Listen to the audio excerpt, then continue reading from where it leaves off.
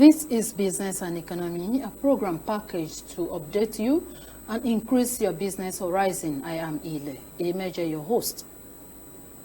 The history of the postal service in Nigeria dates back to the 19th century as the first post office was established by the British colonial masters in 1852. It was considered to be a part of the British postal system, a branch of London General Post Office, and this was the situation till 1874. NIPOST is 100% owned by the federal government of Nigeria and supervised by the Federal Ministry of Communication. Established as a department under the Ministry of Communication on 1st of January 1995 by the virtue of Decree number 18 of 1987, NIPOST became an autonomous entity on 1st July 1992. According to the decree that established NIPOST, the service was mandated to provide and operate facilities for collection, dispatch, and distribution of inland and overseas mail at reasonable cost, and to provide and operate facilities for remittances of money through money or postal order system. Today on the program, former Deputy Postmaster General of the Federation, Professor Simon Emeje, joins us after the business news to discuss issues around the NIPOST and economic growth, particularly on the capacity building of the courier industry in Nigeria. Stay with us. Stakeholders at the Consultative Forum in Abuja, Head of Program and Operation, the Leprosy Mission Nigeria, Mr. Pius Ogbu Sunday, commended government support for inclusive growth with a reference to those living with disabilities, while urging for more collaboration. Nonetheless, if inclusion is mutually beneficial for both the community and the individual, then school inclusion of children with special educational need must be top priority. Speaking with ASO Television and Radio Services at the event, representative of the Federal Capital Territory, the Director, FCT Special Needs for Education, Mr. Oturu Jonah, affirmed that the strength of any economy is a function of its policy awareness campaign. Education is wealth, and if you deny any person education, you are impoverishing the person. So the greatest wealth you can create for an individual is to educate that person. And when you break the circle of ignorance, the wealth is created. The height of the event was the demonstration of enlightenment through the ringing of the bell, as other special guests reiterated more collaboration. Nigeria cannot get away, and our children are the future of tomorrow. So please join me to ring the bell.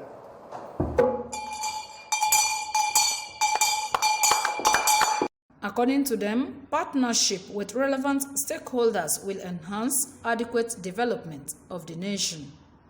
Emeje, ASO Television News. Glad to have you join us on this edition of the program, and our focus is on the Nigerian Postal Service and its contribution to economic growth. And our guest is the former Deputy Postmaster General of the Federation, Professor Simon Emeje. Prof, you are welcome to the program, sir. Thank you very much. All right. From our introduction, we want to focus on the courier business, which is an arm of the Nigerian Postal Service, NIPOST. And so our first question is, courier business is the major function of the Nigerian Postal Service. How has this function fared so far in Nigeria? Thank you very much for inviting me. Like you said, courier arm of the Nigerian Postal Service is a critical arm and a critical function of the Postal Service. I must tell you that NIPOST is noted first of all for conventional service. Okay. The conventional service has to do with the day-to-day. You go to the post office, you put your letter, you put your stamp, you post it, and it goes. And that service is highly subsidized. That is why it is called conventional service, because under the Universal Postal Union, there is a treaty, or there is a policy where people must be able to have access to postal services nationwide. We call it universal service obligation. Okay. Under the universal service obligation, it is expected that anywhere you are, whatever location in the country, you should be able to have access to postal service at affordable price, so low. And that is why it is a service that is meant to everybody to enjoy. But again, a major arm, like you rightly said, is the courier service. A development came where we discovered that there is a business world, that everybody is not the same. There are some people who are into business and they will want to do one thing or the other with speed. And so time sensitivity came into play in postal service. And that was why they set up the courier arm of the conventional service. Okay. And the courier arm is actually supposed to address any movement or any delivery that is time sensitive. And that is why if you want something to be delivered nationwide, maybe under 24 hours or 48 hours or even 6 hours, they go courier. Okay. That is what courier is meant to do. So when this came on stream, it was expected that the business world, the whole Nigerian business life or society should be adequately served. And it has fared well to a great extent till now. I can tell you that in Nigeria today, the courier industry, the asset worth of the courier industry is none less than 1 trillion naira. Wow. And that is, you can agree with me that it's a very big industry. Yeah, of course. And the logistics arm, which is another side of it, they are all in the same industry. The logistics arm has a GDP of 3.5. That is, they are adding up to 3.5% GDP to the overall GDP of Nigeria. Wow, that's great. And that is a very huge contribution revenue to the country. Yeah. So we're talking of an industry that is very, very, very critical. And the another good thing about it is that it's like a nodal point, a nexus, a hub to all business sectors and all sectors of the economy. There is no sector of this economy that will talk of any business without connecting this sector we are talking about. So it's a critical arm of communication industry as a whole. And over time, it has fared well. When I was there, I was privileged to pioneer that department. I initiated and made an input, a report to the board of the Nigerian Postal Service. The Postmaster General then came in and said, look, this must take a full-fledged course. And in doing that, they had to set up a full-fledged department. And they found me capable to handle and pioneer that department. And it was a huge challenge, but we braced to it. I braced in to handle the thing as it was. And under my leadership, we had registered over 200 to 300 courier companies. Before then, it was a mess. That is, talking of how it has fared over the years. It was a mess in the sense that it was like an all-commerce affair where anybody would just come up, want to do courier business, they just open one office and they will have no license. That place was not regulated. So when I came in, I discovered that, look, this industry is not an all-commerce industry. It could be an all-commerce industry, but to be well-regulated. And I proposed this to the government through NIPOS, and they approved it and gave guidelines to regulate the industry very well. And there and then, we started licensing, and all the companies that were in existence then came for licensing, including the multinationals, the DHLs, the FedEx, UPS, and so on. They came in and they recognized that policy, and they were licensed. All other courier companies joined. And so it grew to that number. And Sanity came in because we had to go into what we call clamping down of companies that were operating illegally. And that brought sanity a lot to the industry. Today, many people are talking of Korea so much. And as I speak to you, though I'm not there again, the foundation was laid, the platform was set, and people are coming to register. And they have expanded it to a point where they want to recognize the SMEs. And that is why you see here some Okada riders are now Korea dispatch riders and so on. Beyond the orthodox companies that are structured organizationally to operate. And today is an employment avenue. Oh, I was coming to that. Okay. Especially in a time like this where countries of the world are working towards economic recovery from the effect of the global pandemic.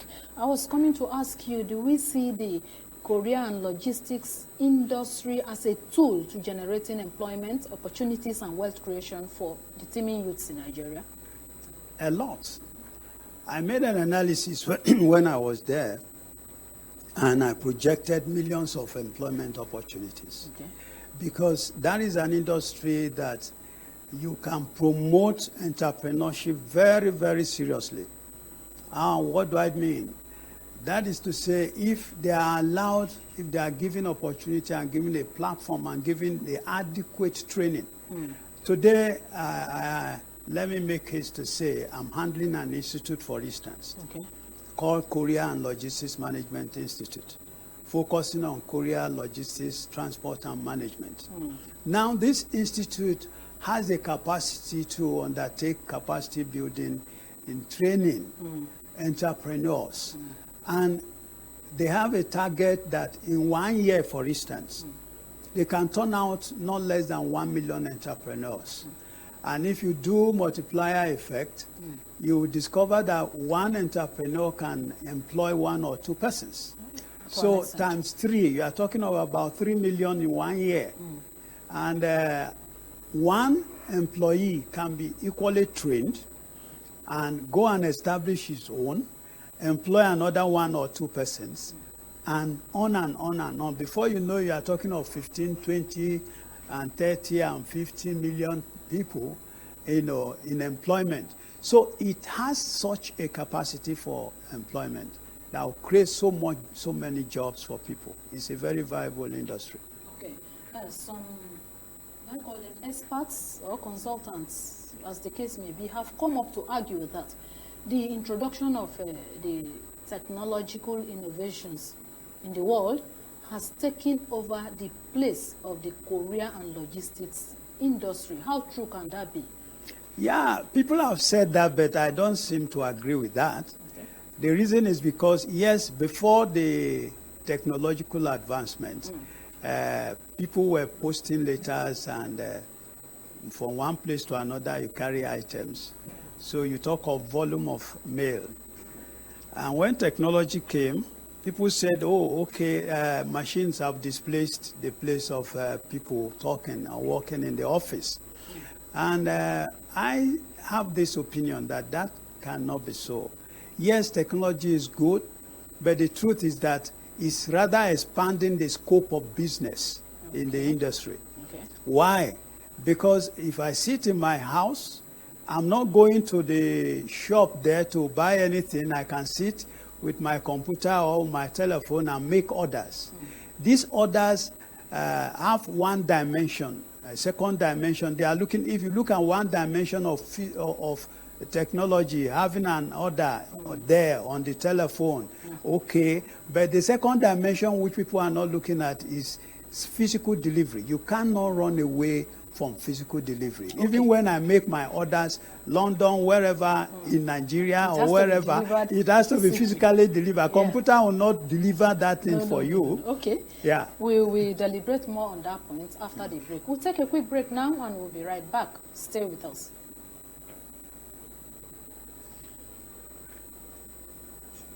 Okay. Welcome back from the break. And sir, before the break, we were looking at technological innovations and its contribution to enhance the logistics and the logistics industries in Nigeria, logistics and courier industries in Nigeria, and you were trying to raise some points. Can you tell us more? Yeah, I was saying that you see, it's a very high, a very serious critical industry.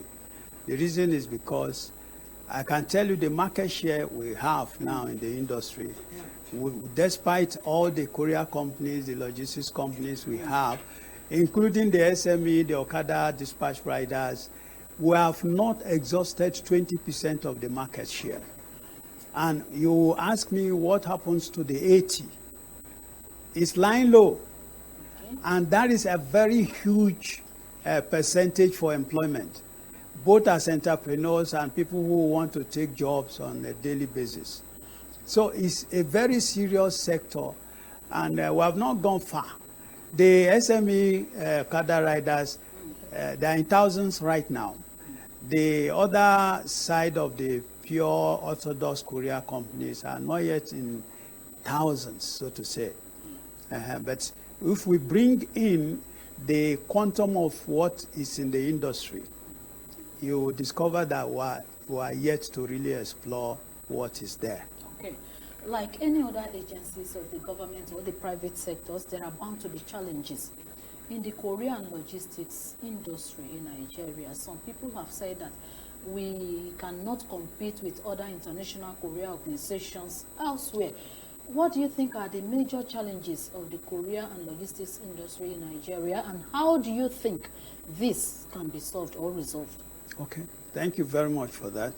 It's a very serious question, and it's a thing that if it's well attended to, we'll move forward. Definitely. The challenges are there. Before the setup of the Courier Regulatory Department of the Nigerian Postal Service, which I spearheaded, which I pioneered, now called Courier and Logistics Regulatory Department. The industry, the whole field of that industry was littered with quacks. Permit me to use that word. It looks ugly, but that is the truth. Okay. That people were moving about the business, doing whatever they wanted to do without any regulation, without any registration. And people therefore started complaining of loss of items, pilferages, and so on. I remember somebody confronting us then that he had an employment letter given to him that was sent through them, and it was not delivered, and he lost the job. So I can count numerous examples of such things. And that is one. So we have the challenge of the quacks. And the challenge of the quacks can only be tamed by regulation. Then the second challenge we have here is capacity building. Capacity building. Inadequate capacity building platform. And that is where I come in to emphasize that training is key. Training is key. I'm privileged, like I said, to be chairing an institute today. Yeah. I'm not advertising my institute here. If you advertise, if you do so, I know you want to charge me. But the fact is this, that look, we need capacity building platforms. We need people to get to understand what business is all about, what this courier is all about, what logistics, transport, and management as a whole, what they are all about. And if we don't emphasize that, it will still remain a challenge. All right. Because of our time, what is the hope or the future of the courier and logistics industry in Nigeria as we round off? Yeah, the future is that we should look into proper regulation. All right. One, they should also, in looking at proper regulation, the government should look at having an independent regulatory body where they can have their string, their button to press on the private sector in giving them policies and guidelines to follow. And secondly, capacity building. They must involve training. Capacity building, and training and retraining. And with those measures, we have come to the end of our package for today. We have been speaking with the former Deputy Postmaster General of the Federation, Professor Simon Emeje. Prof, we sincerely appreciate your time on today's edition of the program. Thank you for the privilege. And to you, our esteemed viewers out there, We want to say thank you for spending part of your time with us on today's edition of the program. Have a great week ahead.